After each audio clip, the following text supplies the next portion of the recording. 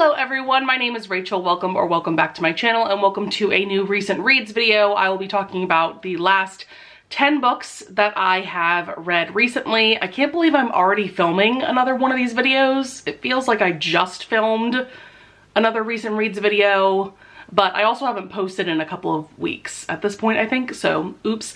But I was actually watching some older videos of mine and I realized that I used to talk about the book that I liked the least and work my way up to the book that I liked the most when I would do these kind of wrap-up videos. So I thought it would be fun to kind of go back to that. So without further ado, let's get started with the book that I liked the least so far this month, and that is Fractured Sky by Catherine Cowles. I am very sad to say that I gave this book 3 stars. Now, granted, that's not a terrible rating by any means.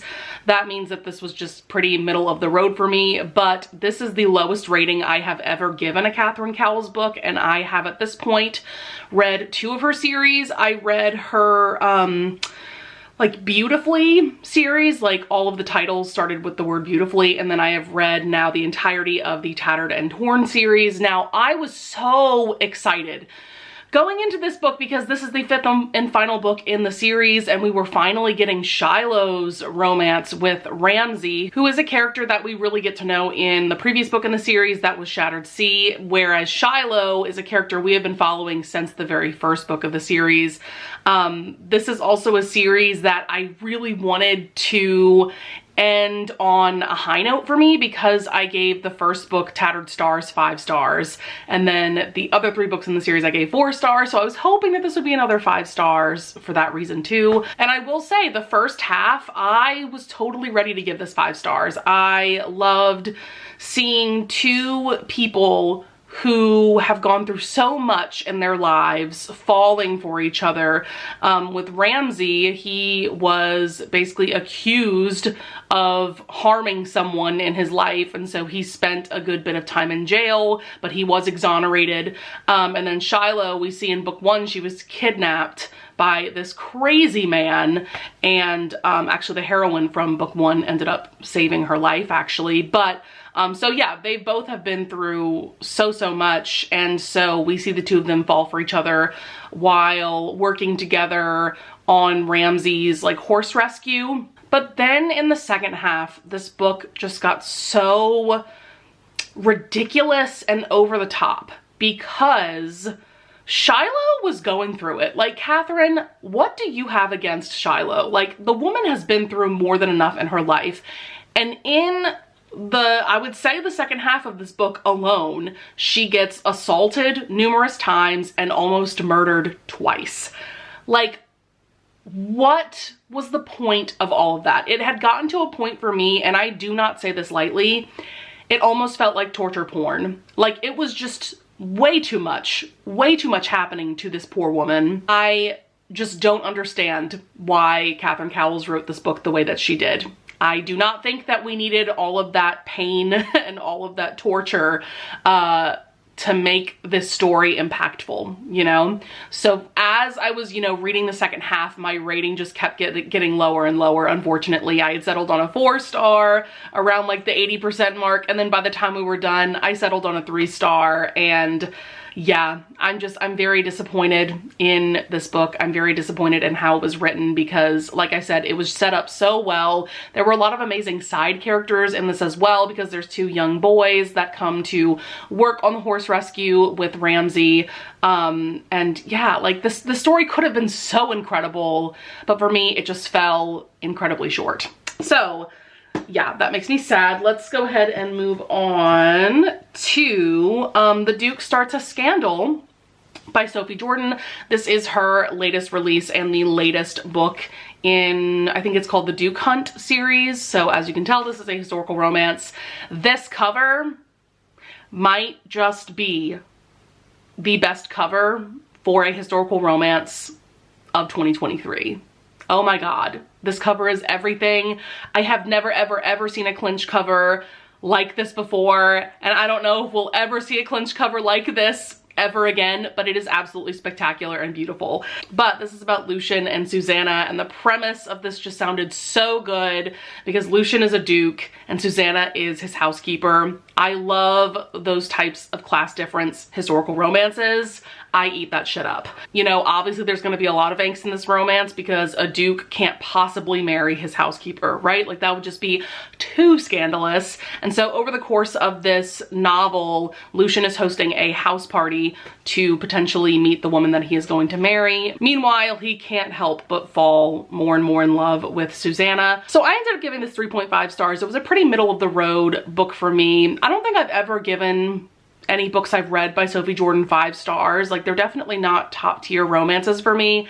However, they're very easy to read, they're very accessible, and most of the time I'm just entertained by them. Most of the time I give her books like 4 stars. And with this one, there were some really great things going on though, plot-wise. One thing that I really loved is that Lucien, even though he now is a duke, he definitely did not grow up that way.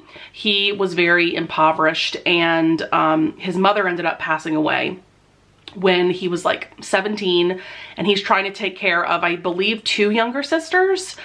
And so he ends up becoming a sex worker to support his younger sisters. And I don't know that I've read a historical romance quite like this with a hero, like with this kind of past. Like, I've definitely read some historicals where the hero was a sex worker, but nothing quite like this. And I really, really loved how Susanna helped Lucien heal from that past. You can tell that Lucien still feels very guilty and like he's tainted and not worthy of true love, basically, because of his past. But yeah, I just love how she helps him heal from that.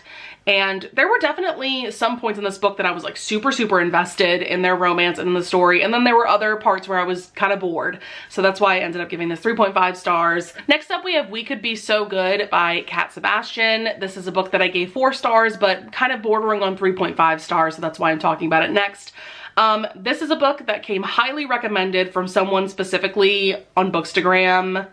And you know what? I'm gonna look them up because I don't want to forget who they are. It was something like, oh, Diagnosed Romantic. Her name is Devin. She does not have a YouTube as well, but like I said, she has a Bookstagram account, and she has been shouting about this book from the rooftops.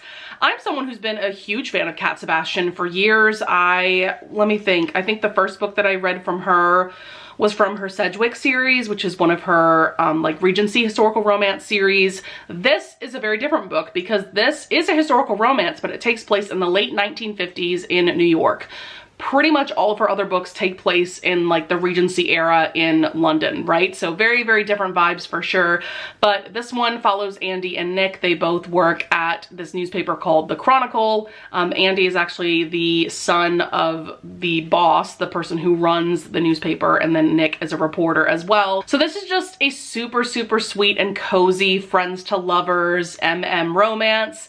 What I really loved about this friends to lovers romance in particular is that we got to see their friendship form, you know, from basically the time that they meet onwards. I just really love seeing that dynamic. I feel like most friends to lovers romances that you read, the book starts and they've already been friends for years, right? So we don't get to see the two of them meet or anything, but in this case, we do get to see them become friends first, and it's just really, really sweet.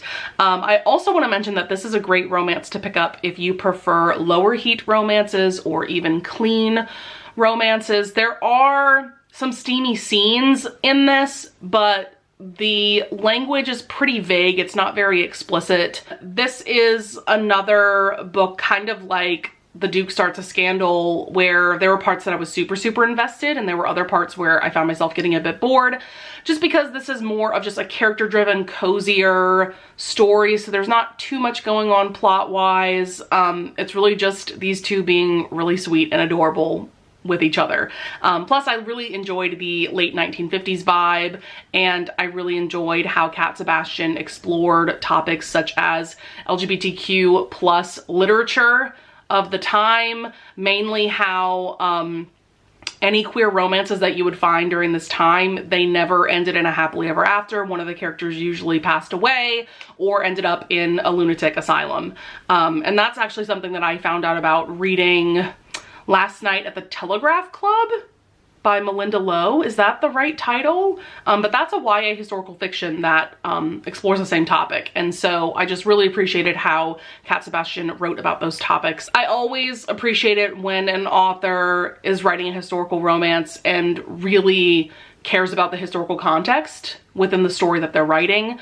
Her author's note was really great as well. So yes, I would definitely recommend this. This definitely had a unique vibe to it. Next, I want to talk about At His Lady's Command by Nicola Davidson. This is book 4, I believe, of her Surrey Sexual Freedom Society novella series. That is a mouthful of a title to say.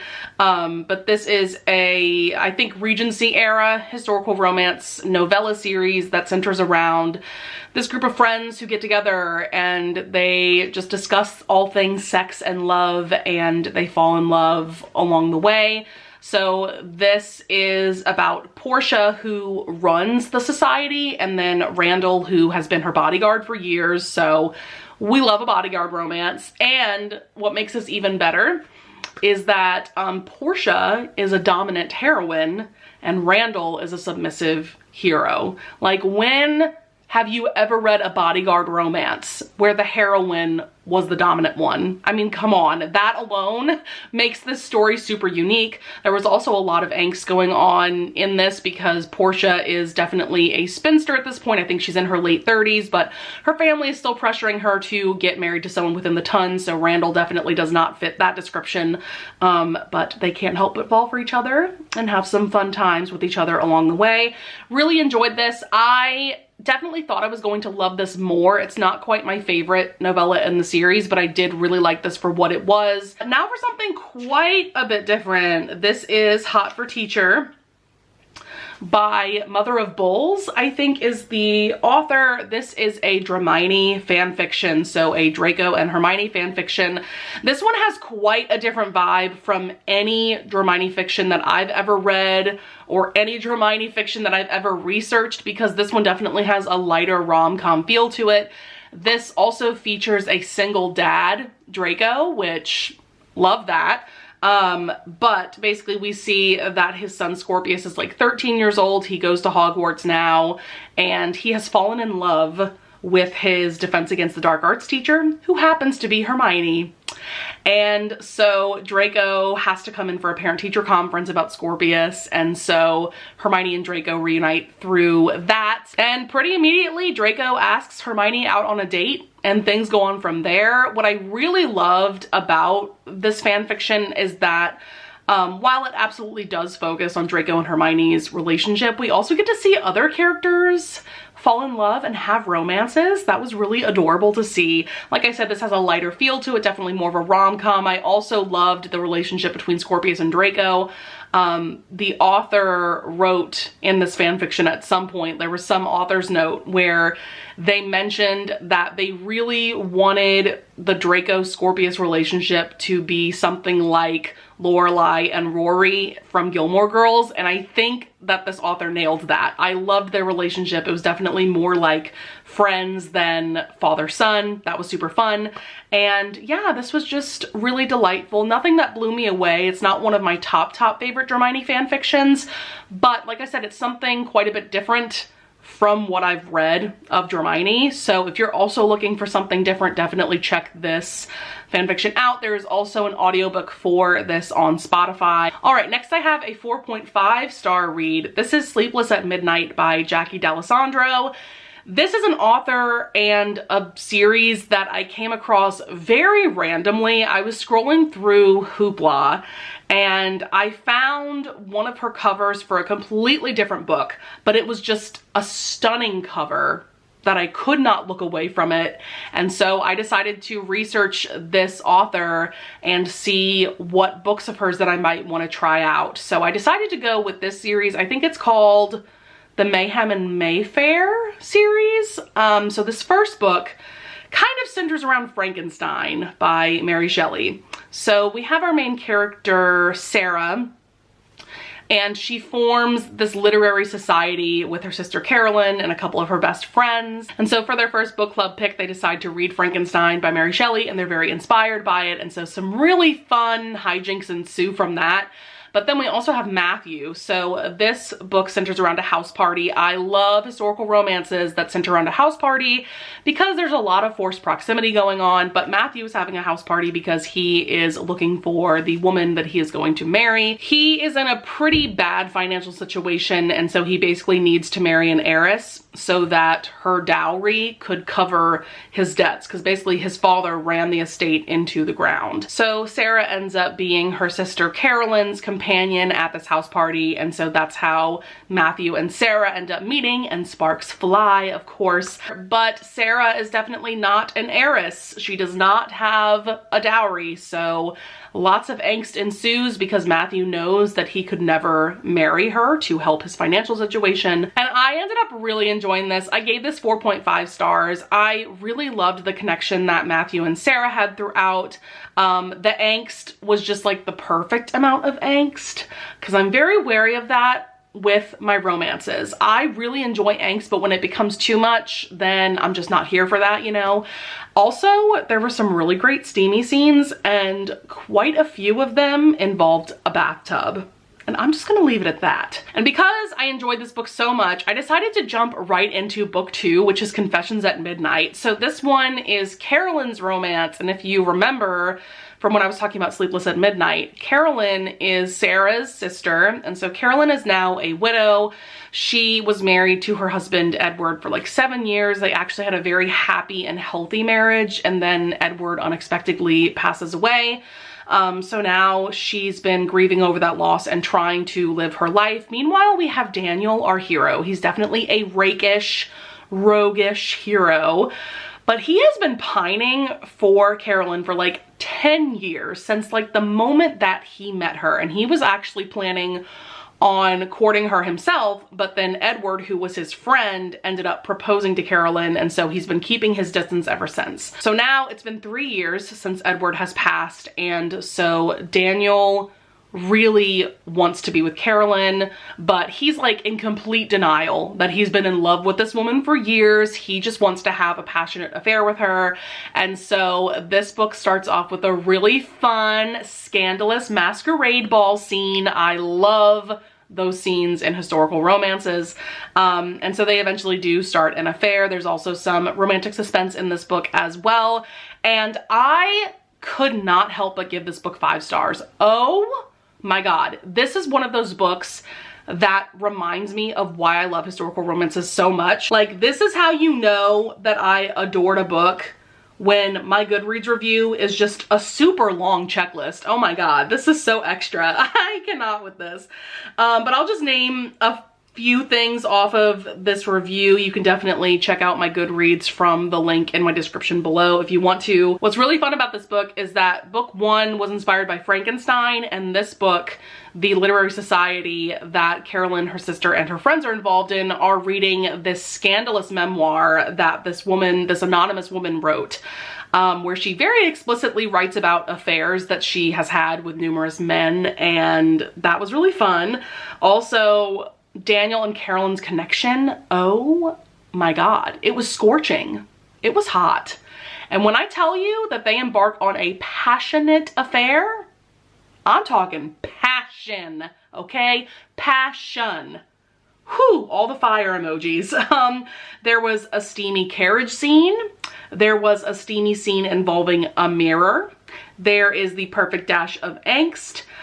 Daniel, our hero, can't help but just like lose control whenever he's alone with Carolyn. I love seemingly straight-laced heroes who just lose it when they're with the heroine. Also, oh my God, Daniel. Okay, so Daniel has like this bevy of pets. This definitely reminded me of The Wallflower Wager by Tessa Dare, because he's got a bunch of these different like cats and dogs that maybe were abandoned or they have injuries or something. And then he also has this parrot named Naughty that just spouts vulgar phrases. So that definitely reminds me of, I think the bird's name was Delilah in The Wallflower Wager. So I loved that. And yeah, just like the way that these two loved each other, like, ooh, the connection these two characters had was absolutely everything. And yeah, And I love this cover too, because purple's my favorite color. So my next 5-star read is The Woman in Me by Britney Spears. Unfortunately, I don't have my physical copy with me because I lent it to my mom, and I should have waited to lend it to my mom until after I was done filming this video, because whenever she borrows books from me, it takes her a while to read them. But anyways, I do have a physical copy. It's just not here with me.